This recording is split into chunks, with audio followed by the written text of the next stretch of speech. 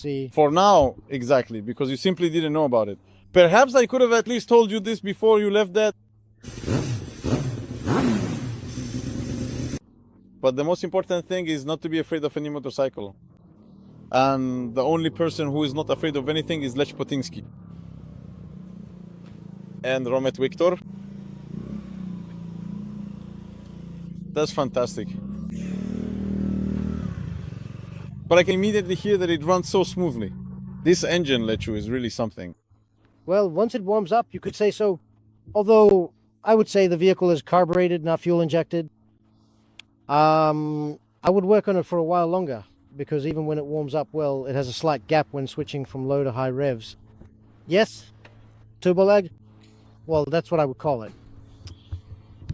Listen, you've put me in a bit of a bind. Something I was afraid of, because it was standing here in these bushes, overgrown with those roses. The little rose was embracing it. The little rose was embracing it tenderly. And that's how it was. First try, I turned the ignition, not a peep. Nothing at all, the flag at the back. Bushes are growing all around it here. But I thought to myself, well, I've dealt with tougher stuff than this in my life. All right, the battery was completely dead, and I was surprised that with an electrical issue, even with the ignition off, that position stays on. Yeah, listen, the driveway, I would say it's not new. So either something short-circuited or disconnected. Anyway, to put it mildly, the entire electrical system really needs a bit of significant fine-tuning. We'll get to what needs to be fine-tuned, but listen, the idea is that this scooter, we bought it for 800 PLN, put 1,200 PLN into it, so the vehicle is worth 2,000 PLN. And we're going to do various things with it. And Lechu, since you've already ridden everything in your life, tell me, what do you think about a vehicle for 2,000 PLN?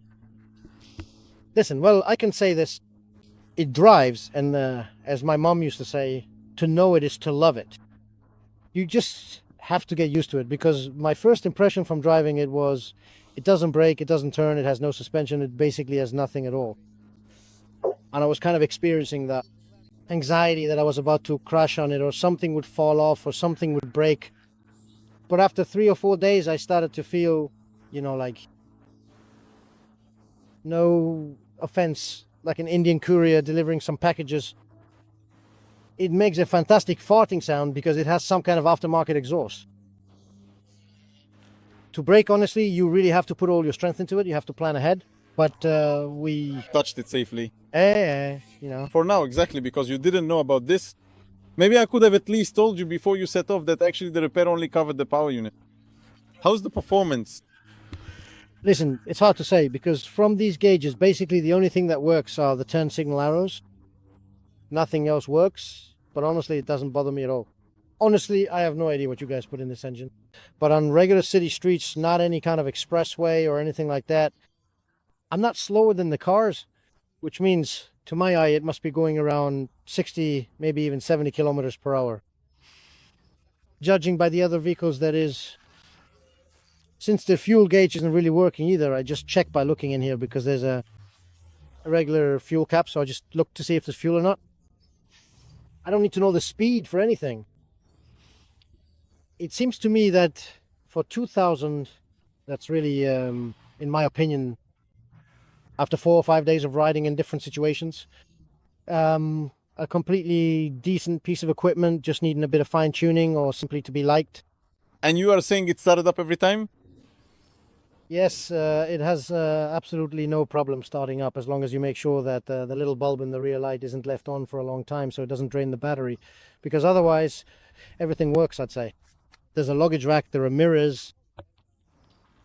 So what would you change about it now? You said something needs to be improved? Tires, brakes, suspension, everything? Listen, I wouldn't change anything about it anymore. I like it just the way it is. Well, maybe the brakes could be a bit more aggressive, but that's the only thing. Certainly, everything you see here, so that, like I said, it doesn't bother me, but if someone... So that it works. So that... It works, maybe like that, but that's really the only... so you can get out into the world. Oh, right, because you really have to learn to like and respect the currents here. And honestly, sometimes I do forget to turn on the lights, but you see, that kind of shows, so to speak, the age of this scooter. In modern vehicles, the lights turn on automatically. At the back, there's still a traditional nice drum brake, which I personally like.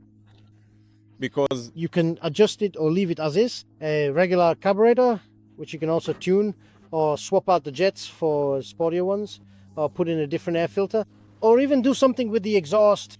But look, oh please, I genuinely wouldn't even consider getting on a motorcycle like this with its rigid suspension and aggressive riding position, especially not within the confines of a bustling city environment. The reason is quite simple and immediate. After riding for merely 200 meters, a distance that is incredibly short, I would already be experiencing significant and undeniable physical pain, making any further journey utterly unbearable and impractical. The discomfort would be profound, affecting my back, wrists, and even my neck, rendering the experience more of a torture than a ride. You have to lift your head up just to see the traffic lights. Well, there's no comparison. It's faster, more agile, better brakes, more of everything. But if you want to, pick your nose with one finger and ponder life with the other while riding, then I'd definitely prefer a scooter like this. When you think Abu, when I look at this motorcycle and wonder which of these parts could cost 2,000 zlotys, what would you guess? 2,000, is that right? The little carbon flower, for sure, right? That's a lot more. Well, maybe the brake disc. Because Definitely not the caliper, right? definitely not the caliper. For sure, Definitely not the foot pegs, unfortunately. maybe just this little lever and those levers. Like, for example, the brake lever and this cover. That could cost 2,000 zlotys. Nice. I suggest we compare the sound. Go ahead. Please, Scooter first. scooter first.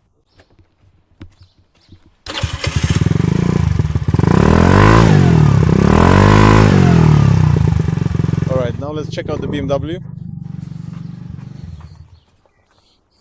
I'd like you to decide which vehicle sounds better, in your opinion.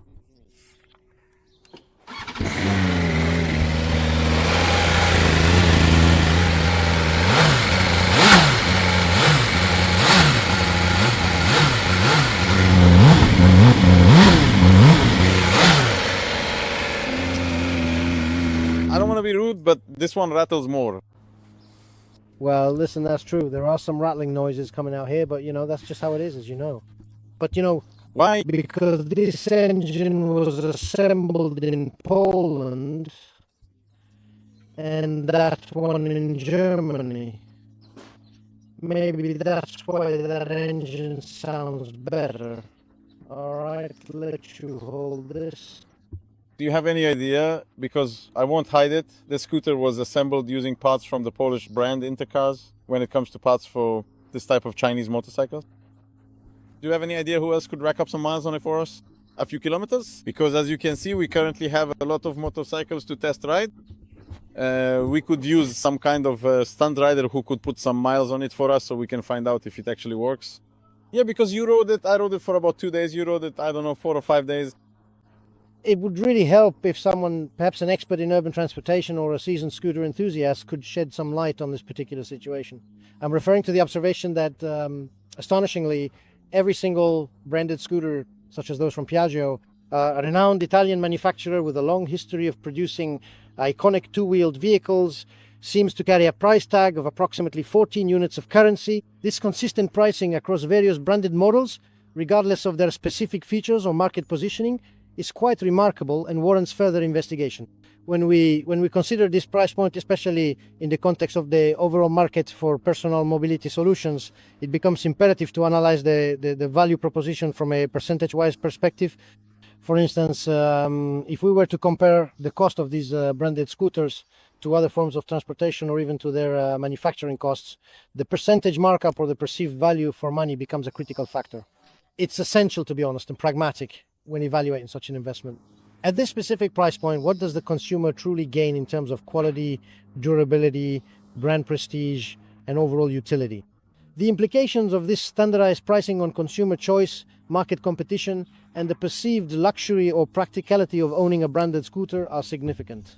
We need to delve deeper into why these scooters are priced at 14 units, whether it's due to manufacturing complexities, brand equity, import duties, or a strategic market positioning.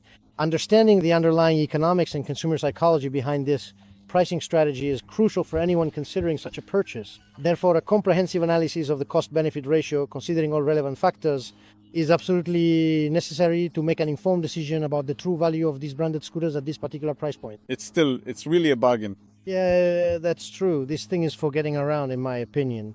If you just don't have ambitions of looking like Rudo Valentino, Just simply just ride it. I agree.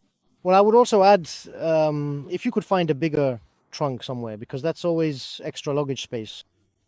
Especially since you can see from the holes here, someone has already attached something here. I suspect all kinds of Trunks, bigger, smaller.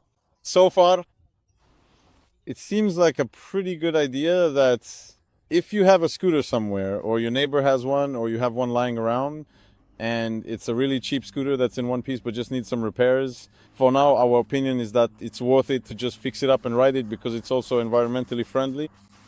Yeah, it's environmentally friendly, and besides, like I said, if you wipe out, you don't feel that terrible pain like, oh God, this is going to cost me a fortune. A repair isn't going to be 7,000, and honestly, let's face it, not many people would want to steal something like that, probably. Let's not say that in front of it. All right, I like it. It's cool, yeah. Thank you, Lechu. Thanks. Bye. Bye.